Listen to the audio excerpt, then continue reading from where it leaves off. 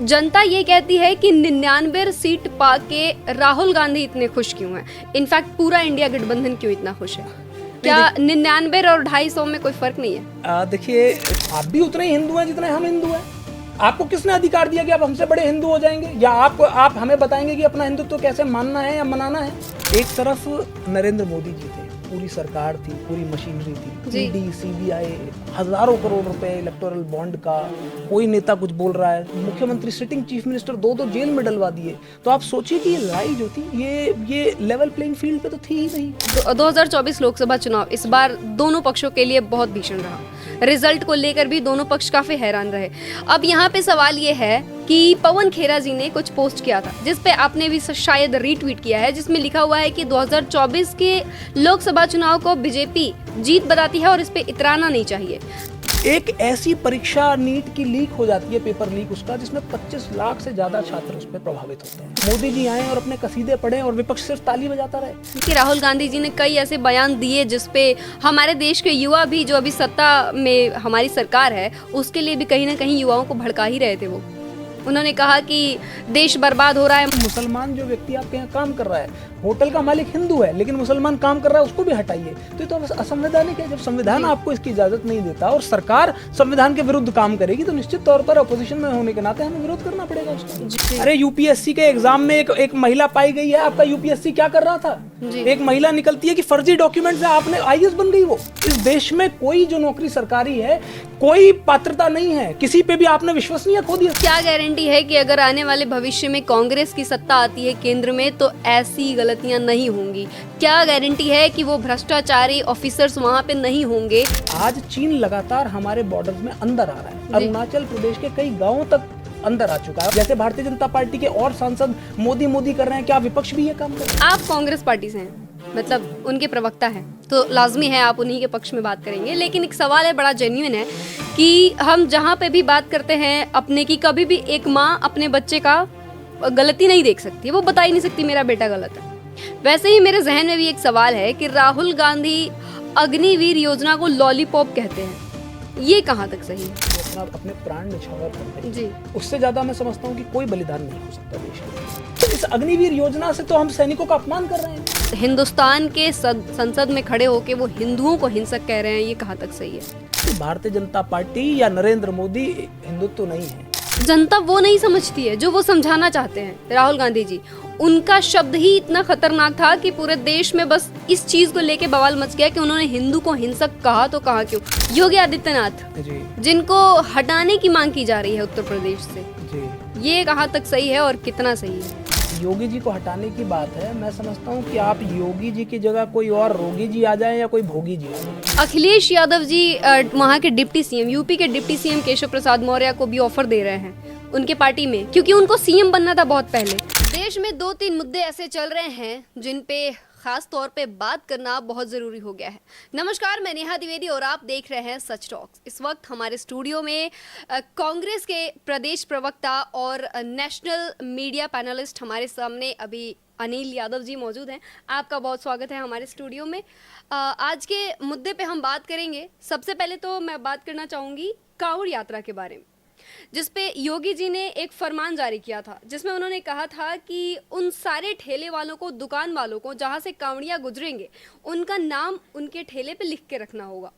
ये कहाँ तक सही है? मुझे लगता है कि इस देश में जो सबसे बड़ी ताकत है वो है सुप्रीम कोर्ट की। और सर्वोच्च न्यायालय ने ये बता दिया है योगी आदित्यनाथ जी को भी और भारतीय जनता पार्टी से जुड़े लोगों को भी कि ये डिसीजन कहाँ तक सही है या गलत है। आज उस मामले में उस फैसले पर रोक लगा दी गई है और निश्चित तौर पर हम पहले दिन से, जब से ये फैसला आया है, हम लोगों ने इसकी निंदा की है। ये अनैतिक है, अनकॉन्स्टिट्यूशनल है, असंवैधानिक है और इसीलिए हम लोगों ने इसका निरंतर विरोध भी किया। जी, लेकिन बात महज इसमें बस इतनी थी कि जितने भी कांवड़ यात्री जा रहे हैं उनकी स्वच्छता का ध्यान रखते हुए महज ये फैसला, ये फरमान जारी किया गया था। तो इसमें गलत क्या है जो लोग हिंदू मुस्लिम तरीके का बात कर रहे हैं? देखिए, इसमें दो बातें हैं जी। अगर आप, क्योंकि आप इसमें कह रहे हैं कि ये कांवड़ यात्रा जो लेके जा रहे हैं हमारे जो कांवड़ यात्री हैं, कि उनकी सहूलियत के लिए किया था, तो मैं आपको बता देता हूँ कि पिछले साल, क्योंकि कांवड़ यात्रा तो सालों से हो रही है, पिछले साल कांवड़ यात्रा जो कर रहे लोग हैं, जो हमारे भक्तगण हैं, उनके साथ कई हादसे हुए। जी। एक जगह मेरठ में बिजली का तार टूटा, करंट लगा, वहां पर उनकी गाड़ी को 5 कावड़ यात्रियों की मृत्यु हुई और 5 घायल हुए। जी। एक एक्सीडेंट हुआ रोड में, उसमें भी 5 लोगों की मृत्यु हुई। एक गाजियाबाद में एक्सीडेंट हुआ। तो ये पूरा क्षेत्र जहां पर ये सबसे पहले आदेश लागू हुआ,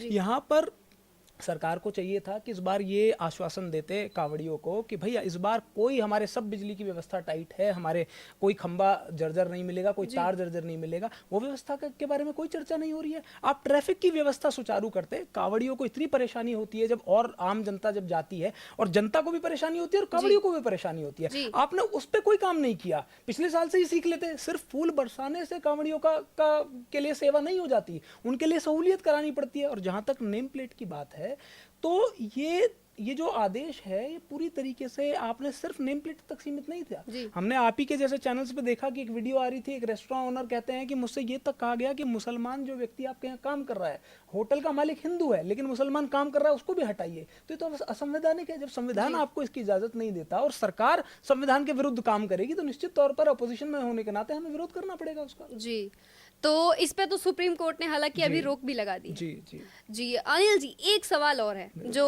कुछ जाए, हम अगर पास्ट में जाते हैं आपके, तो दिखता है कि आप सपा से जुड़े थे शुरुआती दिनों में, अपने कॉलेज के दिनों में। वो छोड़ने का और कांग्रेस ज्वाइन करने का क्या कारण रहा? कोई वैचारिक कारण?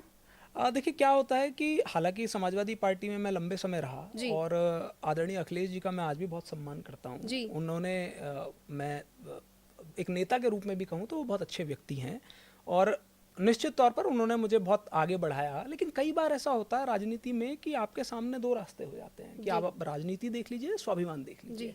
तो मुझे लगता है कि जब ऐसा मौका आया तो मैंने स्वाभिमान को चुना। और ऐसा नहीं है कि कोई हार्ड फीलिंग्स मुझे किसी पार्टी से हैं। कई बार होता है आपका किसी इशू पर वैचारिक मतभेद होता है, आप उस पर नहीं उस पर अग्री कर पाते, तो आप कोई डिसीजन लेते हैं। तो इसलिए मुझे लगता है कि वो एक समय था, उस पर वो डिसीजन लेना जरूरी था। और क्योंकि मेरी विचारधारा भारतीय जनता पार्टी से के आसपास भी नहीं फटक पाती है, तो इसलिए मेरे पास रास्ता कांग्रेस में जाने का। जी, लेकिन बीजेपी की विचारधारा तो हिंदुत्व को ही सपोर्ट करती है ना? देखिए, हिंदुत्व को सपोर्ट करती होती तो हिंदुत्व को कौन नहीं सपोर्ट करता है, लेकिन जब आप भाई को भाई से लड़ाने का नाम हिंदुत्व रख देंगे तो निश्चित तौर पर वो हिंदुत्व नहीं होगा। जी। भारतीय जनता पार्टी चाहती है कि जो नया हिंदुत्व भारतीय जनता पार्टी ने माना है या बनाया है, लोग उसको माने। वो नहीं हो सकता। इस देश की खूबी रही है, इस देश के लिए चर्चाएं रही हैं बाहर भी कि आज अलग अलग धर्म के लोग, अलग अलग समाज के लोग, समुदाय के लोग यहाँ पर प्रेम से रहते हैं। वहीं भारतीय जनता पार्टी कोशिश करती है निरंतर आपस में लड़वाने का। अब जो ये कांवड़िया वाला, जो नेम प्लेट वाला जो मामला था, इसमें यही तो कार्य किया गया। आप बताइए ना, आपने एनिमिटी जो है वो मुसलमानों के प्रति पैदा की कि वो ऐसा कर देंगे, वो ऐसा कर देंगे, आपके खाने को दूषित कर सकते हैं। मुझे एक बात बताइए, जो नेम प्लेट की आप बात कह रहे हैं, एक आम वाला व्यक्ति, आपने कहा कि आप अपना नाम लगाएंगे क्योंकि आप खाना दूषित कर सकते हैं, तो फिर आपको वो बगीचा भी पता करना चाहिए था। यदि आपको वाकई में इस इशू को पूरा सॉर्ट आउट करना चाहिए था कि वो आम किसके बगीचे से आया है, किसने तोड़ा है, किसने उसे पैक करके ठेली तक पहुंचाया है, क्योंकि दूषित तो उसे पूरे प्रोसेस में कोई भी कर सकता है। लेकिन आपकी जो मानसिकता थी वो सिर्फ और सिर्फ एक कम्युनिटी को डिमोनाइज करने की थी। जी, तो जैसा आपने सुना कि इस पे तो जवाब काफ़ी अच्छा मिला। जिस तरह से सभी लोग कह रहे हैं कि ये कहीं ना कहीं हिंदू और मुसलमान कर रहा था, जो फरमान अभी सुप्रीम कोर्ट ने नकार भी दिया है, ख़त्म कर दिया है। लेकिन फिलहाल हम इस पे पहुंचेंगे। 2024 लोकसभा चुनाव इस बार दोनों पक्षों के लिए बहुत भीषण रहा। रिजल्ट को लेकर भी दोनों पक्ष काफ़ी हैरान रहे। अब यहाँ पे सवाल ये है कि पवन खेरा जी ने कुछ पोस्ट किया था, जिस पे आपने भी शायद रीट्वीट किया है, जिसमें लिखा हुआ है कि 2024 के लोकसभा चुनाव को बीजेपी जीत बताती है और इस पे इतराना नहीं चाहिए। तो जनता ये कहती है कि 99 सीट पाके राहुल गांधी इतने खुश क्यों हैं? इनफैक्ट पूरा इंडिया गठबंधन क्यों इतना खुश है? क्या 99 और 250 में कोई फर्क नहीं है? देखिए, ये जनता नहीं कह रही है, ये तो आप जैसे लोग, मीडिया के जो लोग जी, नहीं सर, हम फील्ड पे भी उतरते हैं सर। जहाँ तक जनता की बात है तो मैं आपको बताता हूँ। देखिए, एक तरफ नरेंद्र मोदी जी थे, पूरी सरकार थी, पूरी मशीनरी थी, ईडी, सीबीआई, हजारों करोड़ रुपए इलेक्टोरल बॉन्ड का, कोई नेता कुछ बोल रहा है, मुख्यमंत्री, सिटिंग चीफ मिनिस्टर 2 जेल में डलवा दिए। तो आप सोचिए कि ये लड़ाई जो थी ये लेवल प्लेइंग फील्ड पे तो थी ही नहीं। और उसके बाद उनका जो घमंड था, जो अहंकार था, वो था कि 400 प्लस सीटें जीतेंगे। तो जहां पर जब इनके ये रिजल्ट आया, जो ये 240 का आंकड़ा जो ये पहुंचा, तो निश्चित तौर पर इनकी वैचारिक हार हुई। जनता ने इनको बताया कि लोकतंत्र में नंबर बड़ा नहीं होता, जनता बड़ी होती है। और जहां तक हमारी बात है, निश्चित तौर पर आप उत्तर प्रदेश देखिए, आपको अयोध्या जैसी सीट पे हार मिली भारतीय जनता पार्टी को। बद्रीनाथ का भी विधानसभा चुनाव हुआ, आप देखिए कि कैसे जनता ने हराया। तो निश्चित तौर पर विपक्ष को जनता ने जिम्मेदारी दी है कि विपक्ष आज इतनी मजबूती से, क्योंकि इन लोगों की मानसिकता ये थी कि 400 प्लस आ जाए तो इनकी मेजोरिटी आ जाए और ये संविधान बदल दे। तो जनता ने बताया कि भाई नहीं, लोकतंत्र में विपक्ष का इंपॉर्टेंट रोल है और वही जिम्मेदारी हमें दी है। तो इसलिए हम खुश हैं, क्योंकि हम आज जनता के मुद्दों पर लड़ पा रहे हैं। नीट का मुद्दा हो, आपका कोई घोटालों का मुद्दा हो, हर मुद्दे पर हम लोग लगातार लड़ रहे हैं, आपके सामने हैं। लेकिन सर, अभी जो नीट मामला आया था, तो इस पे भी तो कहा जा सकता है कि राहुल गांधी जी ने कई ऐसे बयान दिए जिसपे हमारे देश के युवा भी, जो अभी सत्ता में हमारी सरकार है, उसके लिए भी कहीं ना कहीं युवाओं को भड़का ही रहे थे। वो उन्होंने कहा कि देश बर्बाद हो रहा है। मल्लिकार्जुन खड़गे जी ने कहा कि देश बर्बाद हो रहा है, आरएसएस जो है वो शिक्षा पे अपना कब्जा जमा रही है। अच्छा, आप मुझे एक बात बताइए जी, आप भी युवा हैं और मुझे लगता है कि घर में भी आपके भाई बहन होंगे या और रिश्तेदारियों में जो नए नए बच्चे हैं जो ग्रेजुएशन के बाद एग्जाम देते हैं, आप जानती हैं कि वो कितना संघर्ष करते हैं, बहुत दिन और रात पढ़ाई करते हैं। और सिर्फ वो संघर्ष उन तक सीमित नहीं है, उनके परिजन भी लगातार उनके उस संघर्ष का हिस्सा होते हैं। एक ऐसी परीक्षा नीट की लीक हो जाती है, पेपर लीक उसका, जिसमें 25 लाख से ज्यादा छात्र उस पर प्रभावित होते हैं। आप समझ के देखिए कि उनका परिवार भी, मतलब यानी कि करोड़ों लोग एक परीक्षा से प्रभावित हो गए। आप क्या चाहते हैं कि विपक्ष जो है वो ऐसी पेपर लीक हो और वो पार्लियामेंट में चुप बैठा रहे, मोदी जी आए और अपने कसीदे पढ़े और विपक्ष सिर्फ ताली बजाता रहे? जैसे भारतीय जनता पार्टी के और सांसद मोदी मोदी कर रहे हैं, क्या विपक्ष भी ये काम करे? नहीं ना। आप चाहते हैं, आपने हमें, जनता ने हमें क्या जिम्मेदारी दी है कि जब सरकार गलत हो तो विपक्ष उसको एहसास कराए कि नहीं, आप गलत हैं। आज ये मजबूरी है ना कि राहुल गांधी जी ने, मणिपुर का इश्यू हुआ जी, प्रधानमंत्री 1.5 घंटे, 1.25 घंटे बोले, लेकिन सिर्फ 5 मिनट बोले उस पर, मणिपुर पे। हम तो मणिपुर पे चर्चा चाहते थे, हमने वॉकआउट किया उस पर। भाई जब आप अपनी सिर्फ तारीफें सुनाएंगे तो हम नहीं सुनेंगे। तो हमें जो जिम्मेदारी दी है जनता ने, वो हम बखूबी निभा रहे हैं। Rahul Gandhi ji being opposition leader गए मणिपुर 3-3 बार, क्यों प्रधानमंत्री जी नहीं जा पाए? और जहां तक नीट का इशू है, सिर्फ नीट नहीं, अनेकों परीक्षाएं लीक हो रही हैं। 70 से ज्यादा परीक्षाएं लीक हो चुकी हैं उत्तर प्रदेश में। तो आप सोचिए, जहां पर आप कहते हैं कि बाबा का बुलडोजर है, वहां पर जुडिशियरी की परीक्षा में धांधली पाई गई है। आप सोचिए कि जिस व्यक्ति का कार्य न्याय देना है, यदि उसकी परीक्षा तक में धांधली हो जाएगी किसी प्रदेश में, तो किस पे विश्वास बचेगा? जी।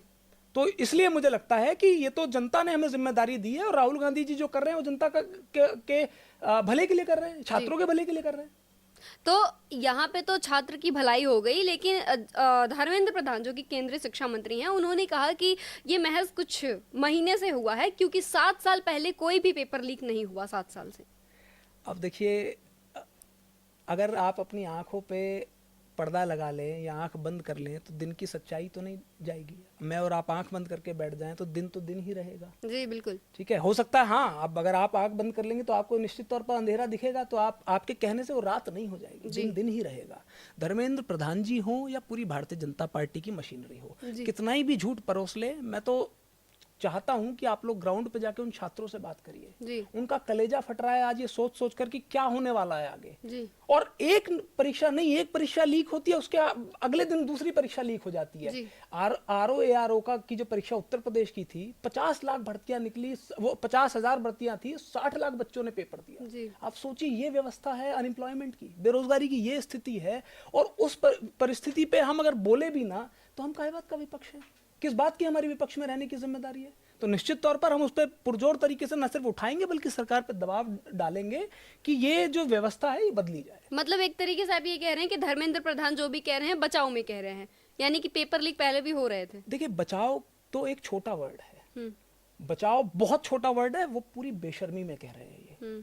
जब छात्रों का जीवन आपने अधर में लटका दिया और उसके बाद आप कोई स्टेटमेंट देके और कहते हैं कि अब से पहले तो कभी हुआ ही नहीं, 7 साल में तो हुआ ही नहीं। अरे यूपीएससी के एग्जाम में एक महिला पाई गई है, आपका यूपीएससी क्या कर रहा था? एक महिला निकलती है कि फर्जी डॉक्यूमेंट से आपने आईएएस बन गई वो, तो आप बताइए कि कहां हम छोटी नौकरियों की तो बात ही नहीं कर सकते हैं। तो इसका मतलब इस देश में कोई जो नौकरी सरकारी है, कोई पात्रता नहीं है किसी पे भी। आपने विश्वसनीयता खो दी है, सरकार ने विश्वसनीयता पूरी तरीके से खो दी है कि आज कोई छोटी नौकरी है तो आप ये नहीं मान सकते कि सरकार उसको ठीक करा लेगी, जब आईएएस जैसी भर्ती में धांधली पाई गई है। तो निश्चित तौर पर ये बचाव नहीं है, बेशर्मी है। जी, तो क्या गारंटी है कि अगर आने वाले भविष्य में कांग्रेस की सत्ता आती है केंद्र में तो ऐसी गलतियां नहीं होंगी?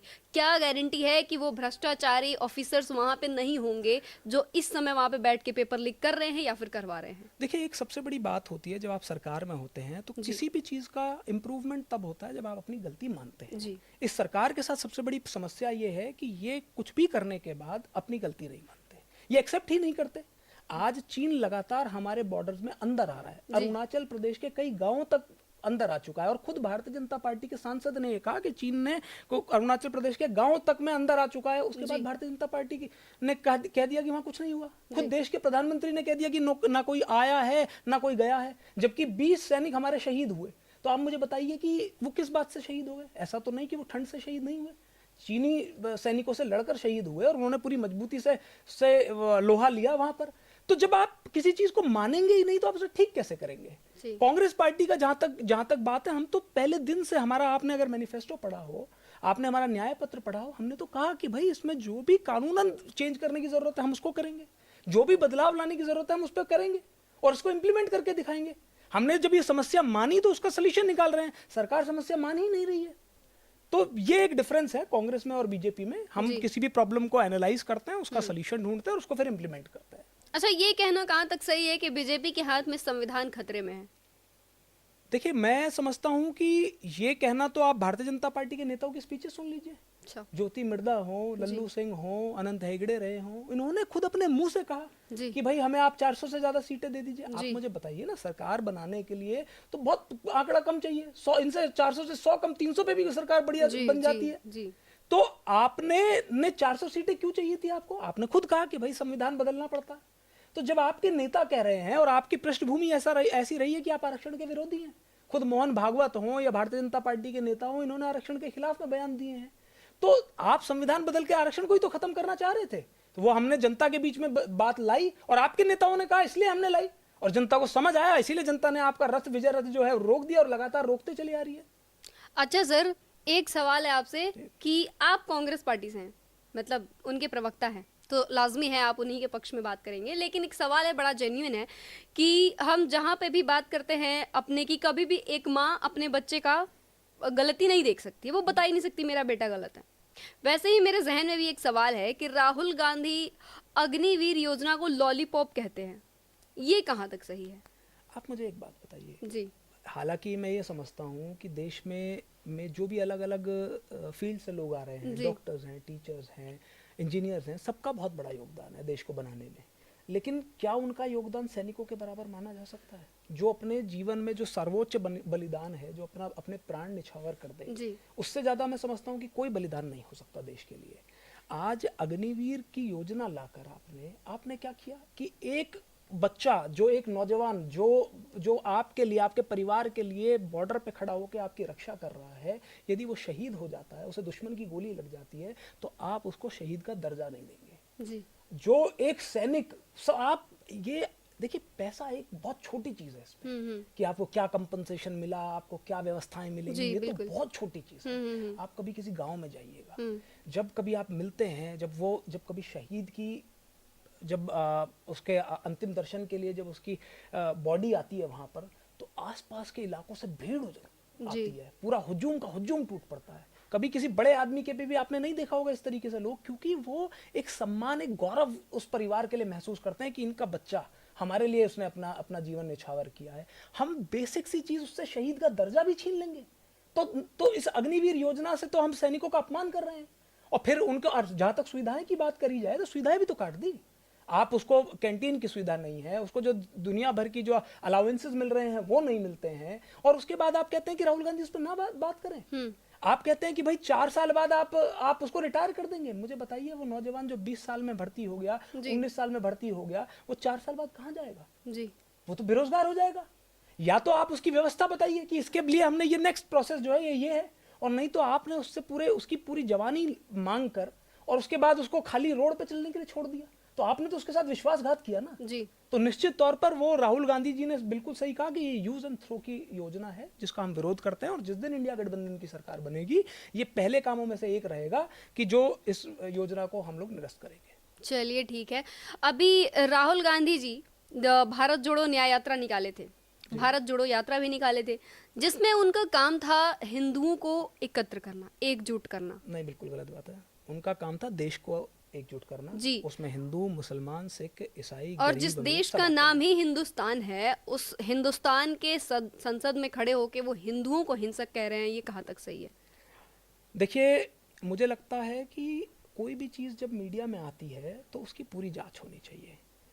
उस पार्लियामेंट की डिबेट को मैं आपके व्यूअर से भी कहूंगा कि आप लोग देखिए, और एक बार नहीं 2-4 बार देखिए, जिससे पूरी क्लैरिटी आ जाए। जी। वो बात सिर्फ और सिर्फ भारतीय जनता पार्टी के लोगों के लिए चल रही थी। जी। और उसके बाद भी जब भारतीय जनता पार्टी ने इस पर राजनीति करने की कोशिश की तो राहुल गांधी जी वापस खड़े हुए, उन्होंने कहा कि भारतीय जनता पार्टी या नरेंद्र मोदी हिंदुत्व नहीं है, पूरा हिंदुत्व का चेहरा जो है भारतीय जनता पार्टी नहीं है। इससे क्लियर हो गया वहीं के वहीं कि वो बीजेपी के लिए कह रहे हैं। लेकिन जनता तो हमारी ये समझती है कि राहुल गांधी उनका अपमान कर रहे हैं। नहीं, ये तो समझाने वालों का रोल है ना, ये तो हमारे आप जैसे लोगों का रोल है। अगर आज मीडिया, जैसे आपने सवाल पूछा मुझसे, आपने कहा कि वो हिंदुत्व को क्यों गलत कहते हैं, तो आपने जो सवाल पूछा, आपने अपनी, अब मुझे नहीं लगता कि आपने वीडियो पूरा देखा या नहीं देखा, लेकिन आपने एक मैसेज बनाया कि उन्होंने हिंदुत्व का अपमान किया। अगर यदि मान लीजिए मुझे नहीं जानकारी होती तो मैं कुछ और जवाब देता, लेकिन मैंने तो वो वीडियो देखा है, उन्होंने बात ही भारतीय जनता पार्टी के लिए की थी। अब आप मुझे बताइए, क्या भारतीय जनता पार्टी आज हिंदुओं की ठेकेदार हो गई है?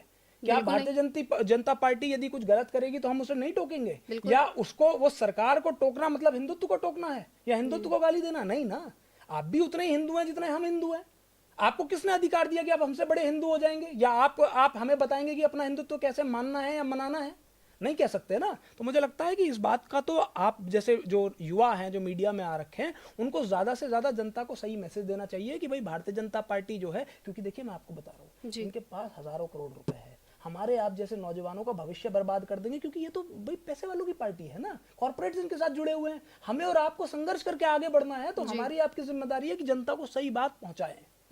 लेकिन जनता ने जो, मतलब कि हम जो संसद टीवी देखते हैं, ये पूरा देश देखता है कहीं ना कहीं, तो जनता वो नहीं समझती है जो वो समझाना चाहते हैं। राहुल गांधी जी, उनका शब्द ही इतना खतरनाक था कि पूरे देश में बस इस चीज को लेके बवाल मच गया कि उन्होंने हिंदू को हिंसक कहा, तो कहा क्यों? भले क्योंकि भारतीय जनता पार्टी के फॉलोअर्स हैं, अभी इस बात से इनकार नहीं किया जा सकता, अभी सत्ता में है तो हर कोई चाहता है बीजेपी। अब आपने तब बड़ी अच्छी बात कही। उन्होंने बीजेपी को हिंसक कहा तो हिंदुओं ने अपने ऊपर ये बात ले ली। देखिए, आपने बड़ी अच्छी बात कही, आपने खुद माना कि भारतीय जनता पार्टी के भी फॉलोअर्स हैं, ज्यादा संख्या में है, तो इसका मतलब ये है, और क्योंकि देखिए ये स्वाभाविक सी बात है, जब सत्ता होती है तो लोग ज्यादा जुड़ते भी हैं आपसे। आपको लगता है कि भाई सरकार है तो लोग जुड़े हुए होते हैं। आपने कहा कि उनके फॉलोअर्स हैं तो वो जनता में मैसेज पहुंचा देते हैं, इसका मतलब कि वो वही मैसेज पहुंचाएंगे जो बीजेपी पहुंचाना चाह रही है। भारतीय जनता पार्टी जब झूठ परोसना चाहती है तो उनके फॉलोअर्स बिना सच और झूठ जाने उसे फैलाने में लग जाते हैं। तो जिम्मेदारी किसकी है? प्रेस की। जिम्मेदारी किसकी? आप जैसे नौजवानों की। हमारी जिम्मेदारी है कि हम उस बात को ज्यादा से ज्यादा खंडन करें और उस बात को बताएं कि सच ये नहीं है जो भारतीय जनता पार्टी कह रही है, बल्कि सच ये है, असल में ये हुआ था। अभी अगर हम अपना ये काम नहीं कर रहे हैं तो निश्चित तौर पर हम अपनी अगली आने वाली पीढ़ियों के साथ गलत कर रहे हैं, जिसका जवाब आपको कभी ना कभी देना पड़ेगा। जी, और आखिरी और महत्वपूर्ण सवाल जो अभी बहुत ज्यादा चर्चा में है, योगी आदित्यनाथ जी, जिनको हटाने की मांग की जा रही है उत्तर प्रदेश से जी, ये कहाँ तक सही है और कितना सही है? देखिए, मैं आपको एक बात बताता हूँ, बड़ा स्पष्ट होकर बताता हूँ, ये भारतीय जनता पार्टी का आंतरिक मामला है जी। लेकिन जो योगी जी को हटाने की बात है, मैं समझता हूँ कि आप योगी जी की जगह कोई और रोगी जी आ जाए या कोई भोगी जी आ जाए, भारतीय जनता पार्टी को हटाने का मन देश की जनता ने बना लिया है जी। तो भारतीय जनता पार्टी योगी जी को हटा के किसी और रोगी जी को ला रही है या भोगी जी को ला रही है, हमें कोई फर्क नहीं पड़ता। और उसका कारण क्या है कि प्रशासन के मामले में, इस प्रदेश को चलाने के मामले में पूरी तरीके से सरकार फेल हुई है। अच्छा। तमाम तरह के पेपर लीक हुए यहाँ पर, और खुद भारतीय जनता पार्टी के एक पूर्व मंत्री ने कहा कि उन्होंने अपने 41 साल के करियर में इतना भ्रष्टाचार नहीं देखा। अब वो तो हमारे सहयोगी नहीं है भाई, मोती सिंह जो है, उनके एक विधायक ने कहा, वो बदलापुर वाले विधायक जी जो थे, मिश्रा जी, उन्होंने कहा कि भाई अगर इसी तरीके से चला तो सरकार नहीं आ रही है। तो ये तो खुद, क्योंकि वो जनप्रतिनिधि हैं, वो जनता के बीच में जाते हैं, उन्हें पता है कि जनता आज की तारीख में योगी आदित्यनाथ हो या कोई और हो, सबको भारतीय जनता पार्टी को हटाने का मन बना लिया है। तो इसलिए ये सिर्फ और सिर्फ हमारा आपका मुद्दों से ध्यान भटकाने के लिए काम किया जा रहा है। अब ये किसी को बना ले या किसी को बने रहने दें, जनता इनको आने वाले चुनाव में हटाएगी। जी, तो अखिलेश यादव भी इसमें शामिल है। कहीं ना कहीं सुर्खियों में पढ़ा गया था कि अखिलेश यादव जी वहाँ के डिप्टी सीएम, यूपी के डिप्टी सीएम केशव प्रसाद मौर्य को भी ऑफर दे रहे हैं उनके पार्टी में, क्योंकि उनको सीएम बनना था बहुत पहले और ये सीएम बन नहीं पाए, तो अब ये चाहते हैं कि उनकी पार्टी में आके सीएम बना ले, ऑफर दे रहे हैं। तो अब देखिए, भारतीय जनता पार्टी अब पिछड़े और दलितों को कहाँ सीएम बनाएगी, और बनाएगी भी तो बिल्कुल आप ये मान के चलिए कि वो रबर स्टैंप के रूप में रहेंगे। केशव मौर्य जी को जब वोट चाहिए था तो उनके समाज को वो अपनी तरफ लाने के लिए उन्हें हेलीकॉप्टर दिया गया, उनको बड़ा नेता बनाया गया, प्रदेश अध्यक्ष थे। हम लोगों को भी लग रहा था कि भाई अगर जीते तो शायद केशव मौर्य जी को कुछ मिलेगा, लेकिन आप जानती हैं कि उनकी नेम प्लेट की वो तक नेम प्लेट तक हटा दी गई। उनको जब वो सभाओं में जाते थे तो औरों को कुर्सी मिलती थी, उनको स्टूल दिया जाता था, इतना अपमानित किया गया। अब यदि केशव प्रसाद मौर्य जी पिछड़े समाज से आते हैं और अखिलेश जी भी पिछड़े समाज से आते हैं और निश्चित तौर पर उनकी मदद करना चाहते हैं, तो क्या बुराई है भाई। उत्तर प्रदेश का मुख्यमंत्री यदि, क्योंकि आबादी में पिछड़े दलित मिला के 80% के आसपास बैठ जाते हैं, तो अगर मुख्यमंत्री बन जाए तो क्या परेशानी है। आप 100 लाइए, और वो तो अखिलेश जी इस पर बेहतर बता पाएंगे कि उन्होंने क्या आगे की स्ट्रैटेजी सोच रखी है, लेकिन कोई बुराई नहीं है, देखा जाएगा। जी, तो जैसा आपने सुना कि हमारे इस खास बातचीत चर्चा हुई, हमारी यूपी पॉलिटिक्स पे हुई, संसद के मुद्दे पे हुई और भारत जोड़ो यात्रा पे भी हुई। बहुत सारे मुद्दे ऐसे रहे जिसमें हमने अभी खास चर्चा की, और जैसा आपने सुना कि अनिल यादव जी ने बहुत बेबाकी से जवाब भी दिया। आपका बहुत शुक्रिया हमारे साथ स्टूडियो में जुड़ने के लिए। फिलहाल के लिए बस इतना ही, जुड़े रहिए हमारे साथ ऐसे ही और पॉडकास्ट देखने के लिए। शुक्रिया, धन्यवाद।